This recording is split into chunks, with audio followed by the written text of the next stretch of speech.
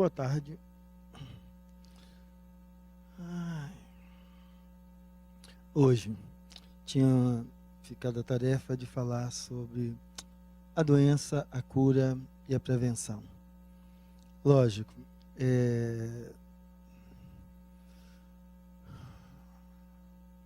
quando eu fico um pouco reflexivo é porque normalmente o que é que nos leva à busca da casa espírita, às vezes da casa religiosa?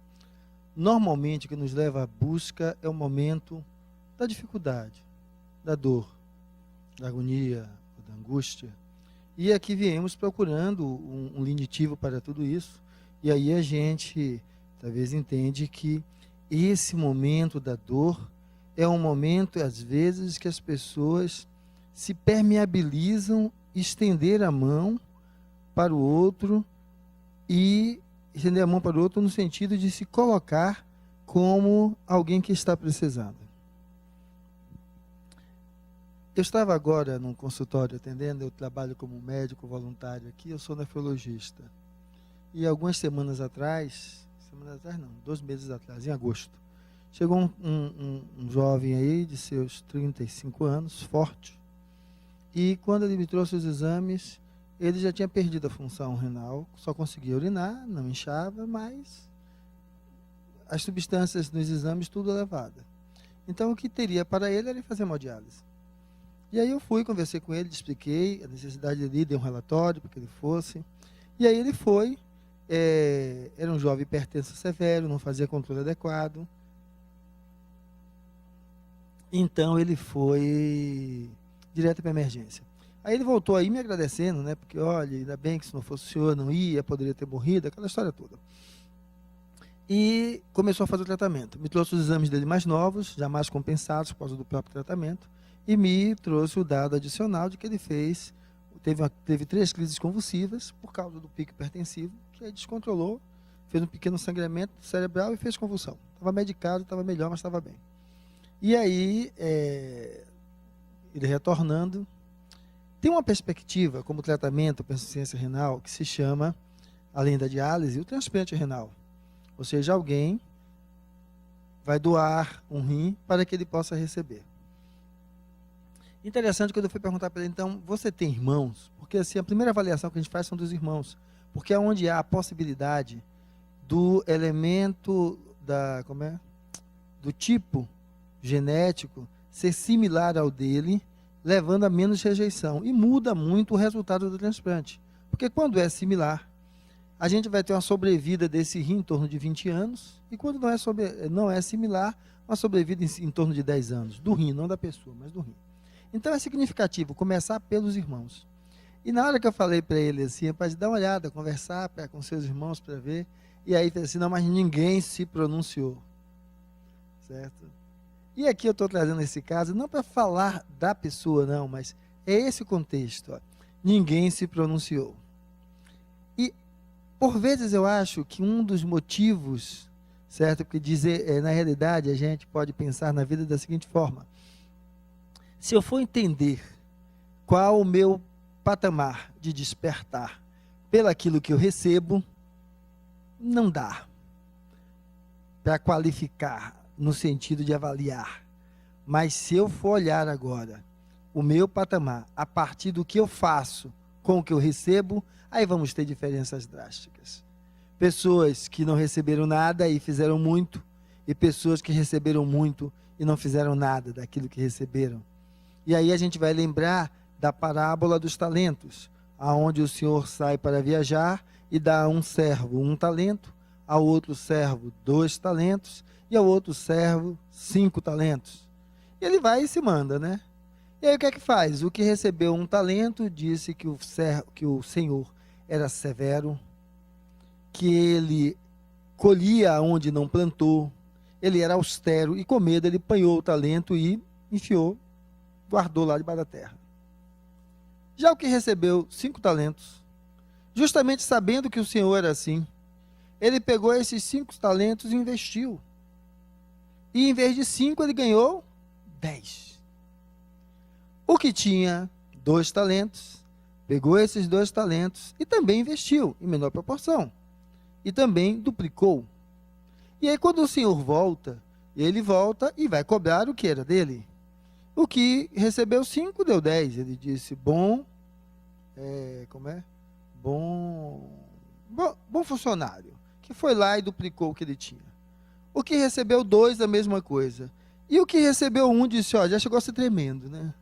Olha, está aqui, ó, o mesmo que o Senhor me deu. Porque eu sei que o Senhor é severo, o Senhor ceifa aonde não plantou, e aí eu não queria perder o seu talento, e eu estou lhe devolvendo ele aqui inteirinho. E aí o que é que o mestre lá disse para ele? Olha, primeiro, se você não ia fazer nada, por que você não entregou meu talento aos banqueiros? Porque pelo menos eu receberia os juros desse período que ele ficou parado. Então ele deflagrou que pegasse esse talento e desse a quem mais tinha. É mais ou menos o significado que eu gosto quando eu olho para as dificuldades da vida. Para mim, as dificuldades da vida nos convidam a essa mesma história do Senhor e dos talentos. Mas, Fernando, que talentos a gente recebeu? Lógico, talento naquela época era din-dinho, grana. Mas vamos entender o seguinte, que a vida é um talento. Poder enxergar é um talento. Poder ouvir é um talento. Ter 2 pernas para andar é um talento. Ter 2 rins para funcionar é um talento. Então, a partir de que ótica estamos olhando a vida? A partir da ótica do que não temos ou a partir da ótica do que temos? Porque se estamos olhando a vida a partir da ótica do que não temos, estamos fazendo igual o outro que enterrou o talento para devolver lá um dia ao Senhor. E se estamos vivendo na ótica a partir do que nós temos, aí sim, a vida está nos colocando para nós demonstrarmos o que é o nosso real valor. Porque afinal, para que é que serve a encarnação? A encarnação serve para que o espírito integre a si novas habilidades. A encarnação é como se fosse um dia a mais na escola. É mais uma possibilidade de aprendizado para o espírito. Porque essa criatura que aqui está, chamado Fernando Santos, pai de 2 meninas lindas, com seus próprios problemas pessoais, vai morrer e vai deixar de existir. Porque já dizia uma criatura que nós só tínhamos da vida uma certeza, né? A certeza da morte, que todos nós vamos morrer. Mas, me vendo enquanto espírito que sou, eu digo que, parafraseando um outro Fernando, que não é Collor de Mello, mas é Fernando Pessoa, ele diz que nós temos 3 certezas. A certeza de que estamos sempre a continuar. A certeza de que devemos continuar sempre. E a certeza de que seremos interrompidos antes de terminar. Então, ou seja, eu estou sempre a reencarnar. Cada momento vivendo a nova história. Devo continuar sempre, porque ainda não devo. É uma coisa que é factual. O espírito não evolui, ele continua sempre. E você interrompido antes de terminar. Por quê? Porque cada encarnação apenas é um aprendizado. A minha estrada não se faz em uma encarnação. A minha história não se faz em uma encarnação. Então, a minha encarnação é apenas mais uma das facetas de aprendizado na trajetória do meu espírito. E isso muda? Muda. Porque a pergunta vai estar, se eu estou me olhando dessa forma, o que é doença? Qual é a cura que eu procuro? E a prevenção que eu procuro é de quê? Porque aí então a gente vai poder ter uma noção do que é que a gente está buscando.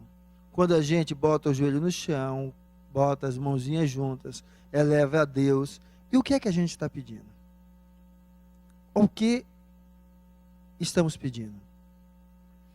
Porque justamente isso é necessário para que a gente possa perceber mais ou menos o seguinte, um paralelo que eu faço, a história do Cristo que caminhou aqui conosco. Veja só, a gente conhece 3 anos da história do Mestre. 3 anos de pregação, caminhada e o seu Calvário no final. Imagina, ele se preparou para aquilo. Para aquilo que? Para reencarnar. ele sabia no meio de quem ele estava. Tanto sabia no meio de quem ele estava, que quando tinha os 12 com ele, os 12, ele sabia o quê? Aquele que mais brigou dizendo que ia defendê-lo, ele fez, antes do galo cantar, você me negará 3 vezes. Ele sabia a corja que ele tinha ao seu lado. Corja pelo sentido de grupo, de bando, de manada, de quem estava ali, e o nível evolutivo de cada um. Porque aquele que está no lugar melhor, a nível de padrão evolutivo, só é melhor quando o olhar dele sobre os outros compreende o outro, não cobrando do outro mais do que o que ele pode dar. Aquele que se acha melhor, não conseguindo compreender o outro, simplesmente é uma bexiga de gás, que quando os desafios da vida estourar a bexiga e ele cair no lugar que ele sempre esteve, ele vai dizer que a vida o derrubou. Derrubou nada, ele nunca esteve de pé. Ele apenas vivia com o ego insuflado, se achando melhor do que todo mundo. É aquele que se descreve a ovelha branca da família negra, né? Porque quando Cristo reencarna, ele sabe o que é que ele vai vir, o que é que ele faz? Com certeza, ele nos ensinou a orar. Ele faz a conexão com o sagrado no sentido de buscar forças para lidar com o que a trajetória traz para ele. E aí, para mim, isso é bastante significativo, porque a pergunta que eu faço tem a ver com essa imagem. Muitos de nós, quando adoecemos, e temos dificuldades do ponto de vista tanto psíquico como orgânico, tem uma história de perguntar o porquê. Que para mim, mais uma vez, é aquela mesma história de alguém se achar melhor do que o outro alguém. Não tem nenhum porquê para você estar doente como você está, ou eu. O único porquê básico em tudo isso é que isso que estamos vestindo é um corpo finito. Porque gato, cachorro, elefante, boi, zebra, morre também. Adoece também. Nós temos ganho um upgrade, porque como nós estamos aprendendo a cuidar da doença do corpo, mesmo ainda não tendo evoluído tanto no cuidar da doença da alma, damos a esse corpo um tempo de validade um pouco mais longo. Diferente dos bichinhos que não têm essa mesma possibilidade. Então o porquê? Porque isso é um corpo perecível. Agora, lógico, como ele é um corpo perecível, assim como uma roupa, uma veste comum, que o tempo de durabilidade dela depende da forma como eu a utilizo, você é um dos elementos copartícipe de quanto tempo e de como este corpo que é a sua veste hoje vai ficar e vai durar.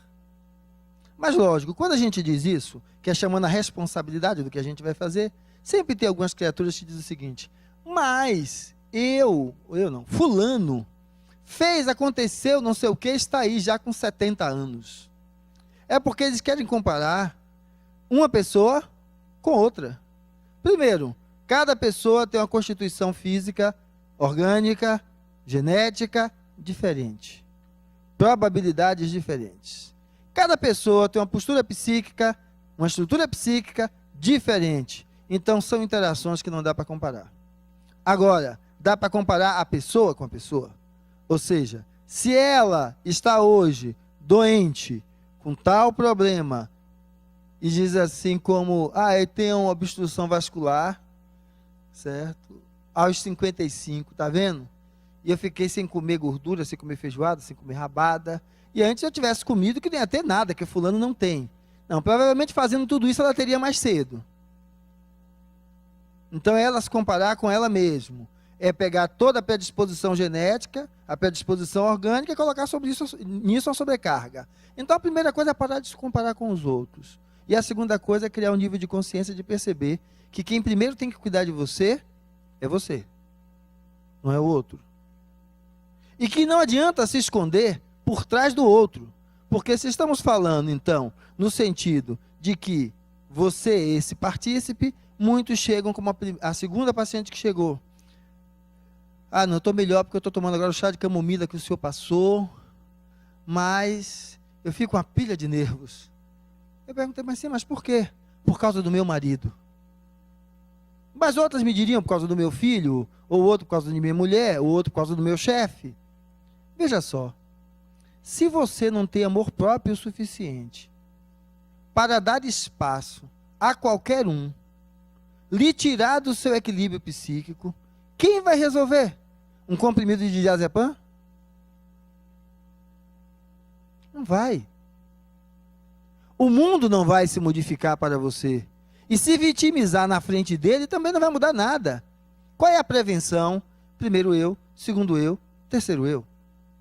Ou seja, cada um viva a sua maluquice se quiser. No momento que eu permito que a maluquice do outro interfira na minha vida, eu é que estou sendo doente. Porque eu estou me escondendo para dizer que meu problema é por causa do outro. Então, a doença que a gente acha que ninguém quer, muita gente anda atrás. Porque se esconde através dela. Utiliza a doença para chantagear os filhos, para chantagear o marido, a mulher, para chantagear os pais. E por vezes nós nos deixamos levar nisso. Tem um caso interessante de uma criança com uma doença chamada paralisia de Duchenne, que ele vai perdendo a capacidade motora progressivamente, e aí ele culpa tremendamente a mãe. E a mãe é uma pessoa extremamente enclausurada em si mesma, culpada por isso, porque tem uma relação da questão da transferência genética da doença com o papel do feminino, do materno, viria da mãe. Mas vem cá, aonde ela fez aquilo porque quis? Não fez. Mas aí se deixa moldar por isso e passa a se colocar e a ficar nesse lugar, se deixando ser dobrada e moldada pelo outro. Mas, Fernando, você está falando isso? É, porque é isso que acontece com alguns espíritos que estão com vocês em formatos animalescos. Pela culpa, deixou com que seu formato perispiritual fosse distorcido em formas animalescas, retratando a própria culpa que tem dentro de si mesmo. Agora, a culpa ajuda em quê? Em nada. Em nada. Porque não é se culpar que resolve. O que resolve é dizer, passei, aprendi e não vou fazer mais. Se não aprendi, vou me bater com essa mesma situação de novo. E quando eu coloquei essa imagem, essa interrogação, porque uma das situações nossa, que é necessária, que eu falei do paciente com a perda de função renal, é a humildade. Digo, rapaz, pergunte a seus irmãos se alguém quer doar. Ah, mas ninguém se pronunciou. Eu digo, você perguntou? Porque ele está se achando, falando a pessoa, está levantando análise de um caso que sai do real para o hipotético, levantando a ideia de que assim, não, se eu fosse e alguém meu tivesse, eu daria o meu. Mas espera aí, as pessoas têm direito de ter medo, de ter seu corpo violado, de ter seu órgão retirado. Tem a obrigação de fazer? Não. O que é que custa o outro dizer, olha, velho, eu estou agora na diálise e o médico me disse que uma das possibilidades terapêuticas é o transplante, e se transplantar eu saio. Você, por acaso, teria interesse, depois de esclarecer as suas dúvidas, em doar para mim? Eu ficaria extremamente satisfeito. Mas se você não quiser doar, principalmente por medo, eu entendo plenamente o que é. Veja como muda. Só que o problema é que nós, às vezes, não temos humildade, e a doença vem justamente para isso. Para quebrar o seu nariz. Para lhe chamar a se ver de uma outra forma. Porque às vezes passa pelos outros como se estivesse passando pelo aquele mar de cabeças daquele filme Amor Além da Vida, que ela descreve que o inferno era um mar de cabeças. E quando ele vai lá visitá-lo, ele passa por um mar de cabeças. Às vezes a gente faz isso. Olha o outro como se fosse um nada. E vai andando, vai passando. Aí quando acontece um incidente, como aquele incidente que houve com a moça, que a história de ter ou não atropelado ou induzidos os irmãos na moto a baterem, todo mundo se coloca de juiz. Ninguém olha para o espelho. Ninguém olha para o espelho se não está fazendo a mesma coisa. Então, a proposta de prevenção que a gente tem é a gente começar a olhar que doente. Então, doença. Qual é a sua doença?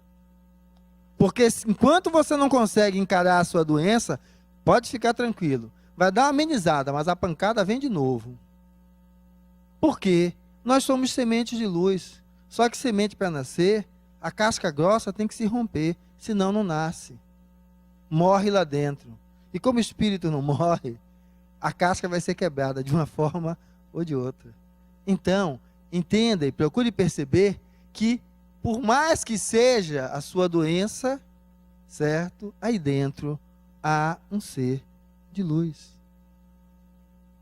Há um ser que é capaz de se transformar, de tornar-se uma outra coisa a cada dia melhor. Porque o Cristo, quando reencarnou, disse isso. Então, a doença, qual é a cura? A doença é o status humano de ignorância plena, que nos faz passar pelos outros como se fosse isso mesmo. Parece lixo, a gente pisa as cabeças, certo? A ignorância, porque isso é fruto da ignorância. Porque quando você começa a despertar a consciência, isso muda. E é esse Cristo mesmo que diz que qualquer um de nós podemos fazer mais do que o que ele fez. Ele não se coloca como Deus, ele se coloca como humano. E diz que nós humanos podemos muito, tanto ou mais do que ele fez. Então a primeira coisa é, não deixe a culpa lhe acorrentar. Não deixe a culpa lhe acorrentar. Assuma a responsabilidade dos seus atos, levante a cabeça e diga, errei, mas agora tenho aprendido e não quero repetir mais. Vou me esforçar ao máximo para não fazer de novo. Porque é essa postura que vai mudando e fazendo com que a gente possa entrar em contato com a nossa essência. A nossa essência, quando a gente às vezes fala assim, olha, luz, ou como essa imagem aí traz, né? Não, eu vou lembrar que se eu olhar para dentro de Fernando, ele já é meio cotó dos dedos. Além de ser cotó dos dedos, tem faltando outras coisas aí ainda, que precisam ser despertas, precisam ser completadas, buriladas. Então, a luz dentro de um galpão vazio, ela não vai fazer com que o galpão brilhe, parecendo aquelas propagandas do Bombril, não. Ela vai mostrar toda a sujeira que tem lá dentro. E aí, se a gente não quiser dar uma de Dini Eugênio, porque aí retrata a minha idade, né? Porque só quem é da minha idade, de 50 para trás, que vai lembrar o que é Dini Eugênio, certo? Vai entender que a luz aparece para dizer, velho, seu galpão é isso que está aí. Você vai arregaçar as mangas para limpar, ou você vai esperar que o Divino Espírito Santo desça e dissolva tudo? Porque o Cristo não disse ao cara acamado que foi procurá-lo, se mande, velho, agora está tudo livre. Não, ele disse, levante, pegue sua cama e vá. Ou seja, você tem que fazer a sua trajetória. Ninguém vai fazer por você. Bezerra, Joana, Chico, ninguém. É você. Então, a cura é você sair dessa posição de pedinte, de vítima, de se deixar modelar pelo outro, porque o desencarnado, rapaz, ele é mordaz. Ele vai literalmente, vai lhe tratar de tal forma a lhe deixar, como eu falei, a história daquela mãe. Porque é aquilo que diz o seguinte, você está no faço ou não faço, né? Aquilo que você sabe que já não é lá muito certo. Ele dá aquele empurrãozinho, vai, vai. Aí você vai e faz. Depois que você faz, diz, pra que você fez? Tá vendo? Quebrou a cara, ó, você não vale nada. E ela vai você indo pro vale junto com ele. A história não é essa. A história é que quando você faz algo e descobre que está errado, você tem que fazer uma coisa. É como se você viesse aqui para frente. E aqui para frente você estivesse olhando para os múltiplos vocês. E olhasse para aquele ali e dissesse assim, aquele ali é um calo. Podre, como a imagem dessa saúde podre. Mas, lembrando que fezes se transforma em esterco, esterco em alimento, e a possibilidade de fazer com que a semente cresça, brote e vire um belo arvoredo. Lembre-se que a pior parte de você, se ela for ouvida e acolhida, ela vai gerar algo que pode ser de esplêndida luz para a evolução do seu espírito. Nada em você precisa ser destruído, precisa ser redirecionado. Então, qual é a prevenção? Redirecionar os aspectos de minha vida que me levam a perceber que aquilo que eu chamava de saúde é isso aí. Mas por que me leva a perceber? Porque antes de ter lhe atingido do jeito que lhe atingiu, você estava naquele modelo de vida e estava achando que estava tudo beleza. que estava tudo tranquilo, que era aquilo mesmo, não conseguia ver, você, enquanto espírito, que anseia pela possibilidade de romper essa casca que impede o seu potencial enquanto ser divino de se expressar. De se expressar. E aí, então, a gente possa dar essa possibilidade a esse espírito de ganhar, então, o que a gente vai chamar de ampliação de consciência, que é colocar em prática a prevenção. De poder encarar as suas questões, as suas dores, as coisas que fez, e não se culpar, não. É levantar e assumir a responsabilidade. E por que isso? Mas, Fernando, eu estou aqui porque minha questão é um problema orgânico. Eu estou com a doença na vesícula, um tumor no pulmão, um tumor no cérebro, uma doença infecciosa relativamente incurável, que é a AIDS, ou o que quer que seja. O corpo reflete aquilo que o espírito tem em si. Eu conheço pessoas com 2 braços, 2 pernas, os talentos que Deus deu, e continuam ainda como aos 40 anos como adolescentes na casa de papai e mamãe sendo sustentados pelos mesmos. E tem pessoas como uma menina lá de São Paulo, com sequela de poliomielite, que para sobreviver começou a pintar cartão de Natal com a boca no pincel. Botava o pincel na boca, porque ela só mexia, e aí pintava. E fazendo isso, uma coleção de cartões foi exposto fora do Brasil, ganhou prêmios por causa disso, e ela passou a vender tudo isso e propiciou a ela o próprio sustento, a condição de ter em casa uma mini UTI montada para dar suporte para ela, porque até de ventilador, de vez em quando, ela precisa que aquele aparelho debaixo dela respirar.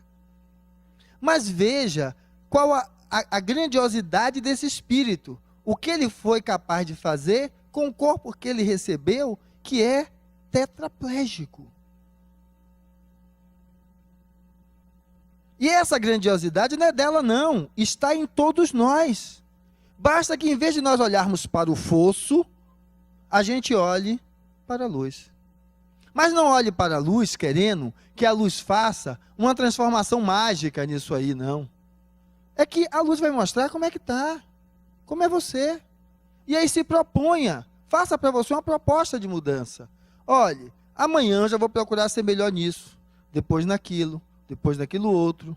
Uma caminhada. Porque se nós formos olhar, um dos nossos grandes amigos que construiu o que nós chamamos de cristianismo, que foi Saulo. Saulo era carniça. Corria para matar judeu, botar para lá mesmo, arregaçar com as criaturas, queria matar, extinguir. E uma hora ele encontra o quê? A luz. Só que não foi a luz que transformou ele em um monge, em um papa, em alguém que ia ficar apenas no ostracismo, certo? Sem interagir com a vida. Não. A luz convida ele a fazer o seguinte: velho, você não já fez tudo isso? Vamos fazer diferente? E aí toda aquela capacidade que ele tinha, aquela autodeterminação, aquela força que era destrutiva sobre os cristãos, passa a ser o elemento que levanta, que traz então a luz, o cristianismo, transformando-se de Saulo em Paulo. E este Paulo dizia: faço muito mais o mal que não quero do que o bem que quero. Por quê? Conversão não é transformação. Conversão é você entrar pelaquela porta, nesse templo, em qualquer outro, e entender que precisa dar uma ajustada na sua vida, e aí se afastar de algumas coisas. Isso é conversão. Você se permitiu ser tocado. Transformação é quando isso começa a ser integrado na sua vida e aquilo passa a ser algo natural. Você não faz um esforço para fazer aquilo. Você é gentil com o porteiro aqui e com qualquer um outro lá fora. Porque a conversão faz que quando você entre, e na hora que você vai entrar ali no banheiro, a outra se bate com você, você bate o ombro na porta, faz um hematoma, você diz: oh, pode ficar tranquilo, foi nada não, foi só uma pancadinha. Mas lá fora, você vira o leão, quer engolir o outro, dentro de casa quer engolir o marido, os filhos, ou a mulher, os filhos, o vizinho. Então, você só é santo aqui dentro, santo do pau oco. Isso é conversão.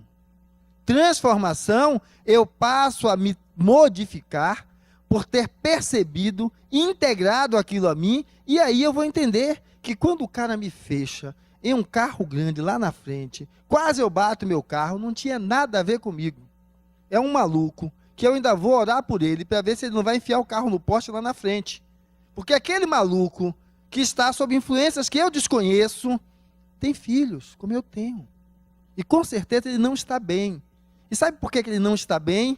Porque se para eu fazer o que ele fez, eu precisaria não estar bem, porque eu em minha sã consciência não faria isso, significa que para ele é a mesma coisa, porque nós somos semelhantes.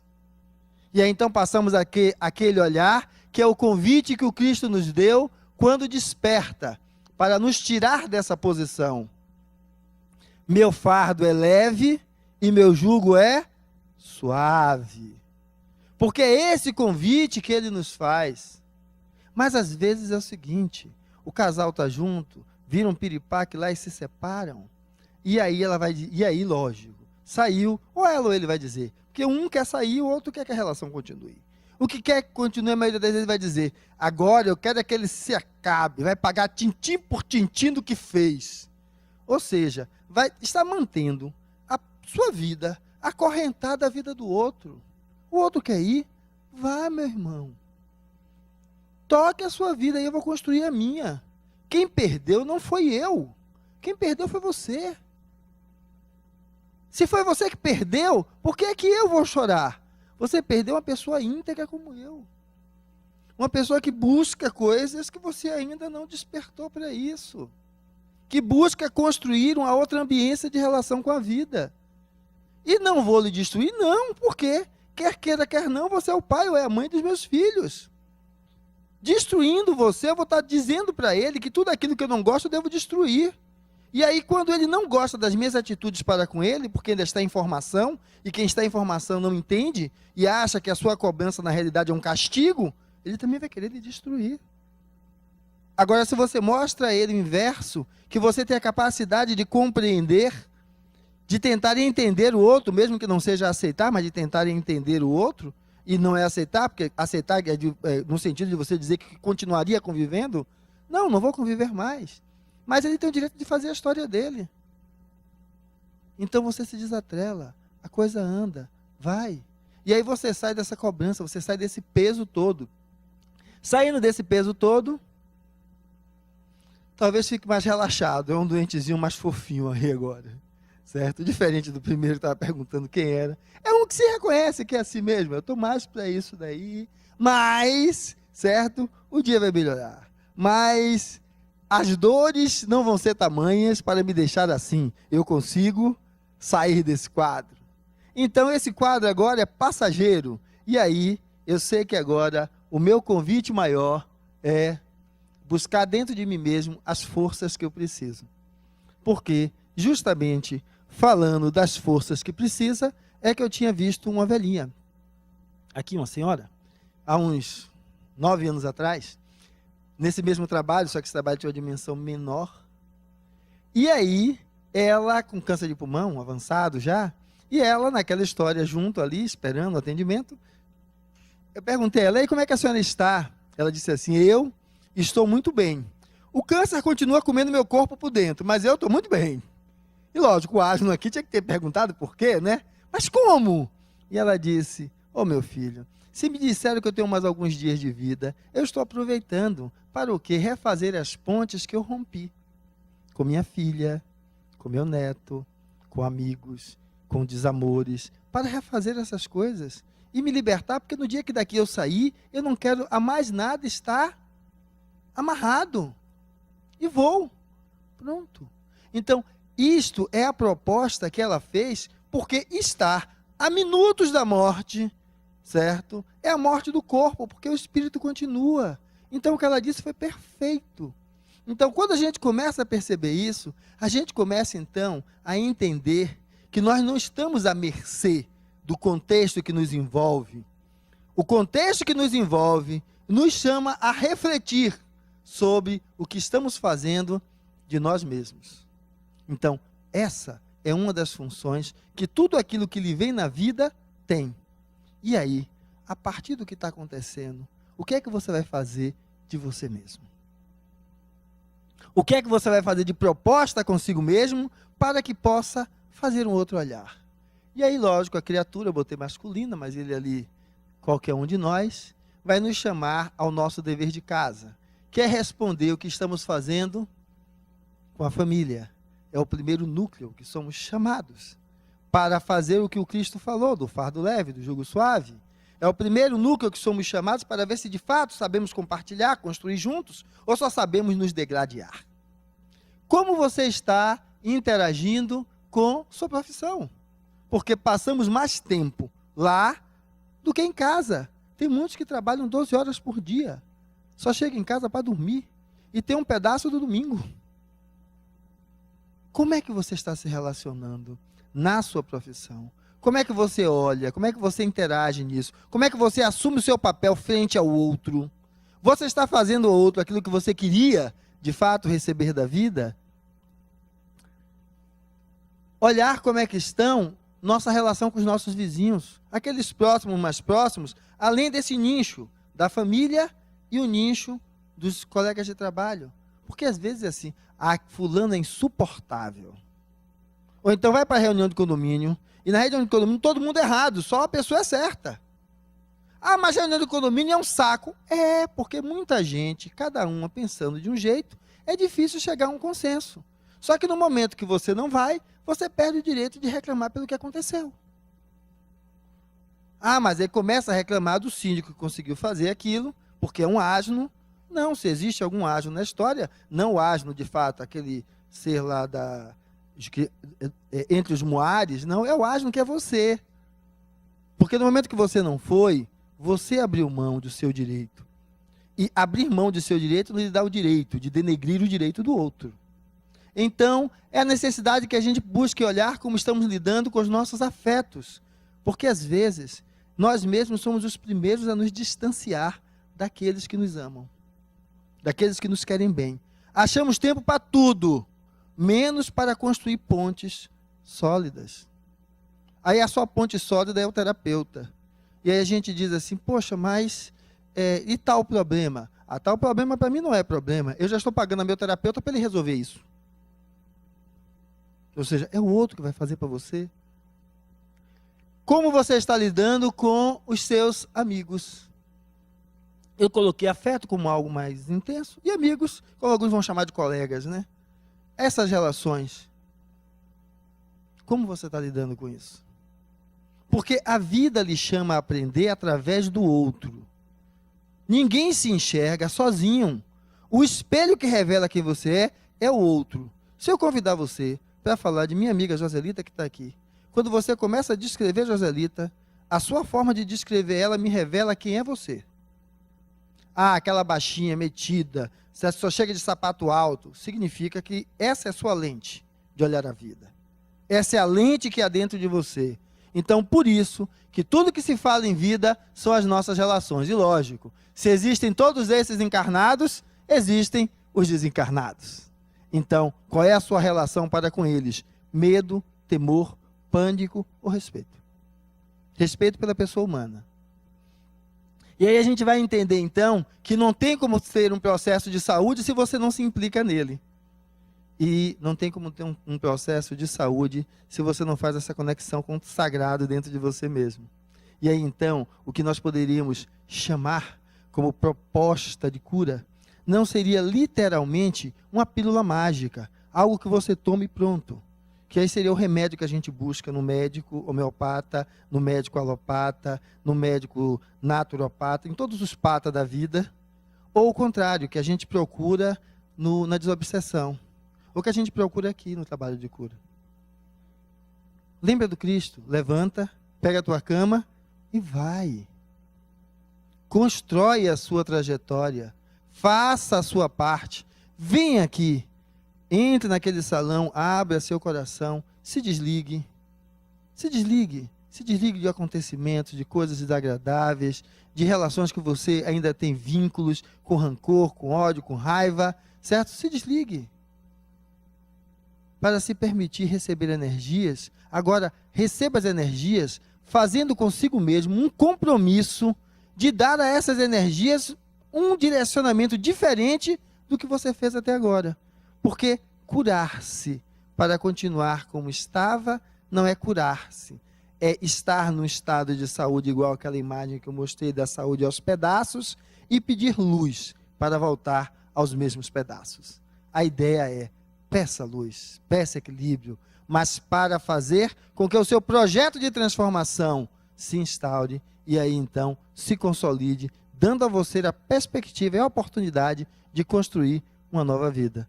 Lembrando que não dá para voltar atrás e fazer um novo começo, mas é possível começar agora, então fazer um novo fim.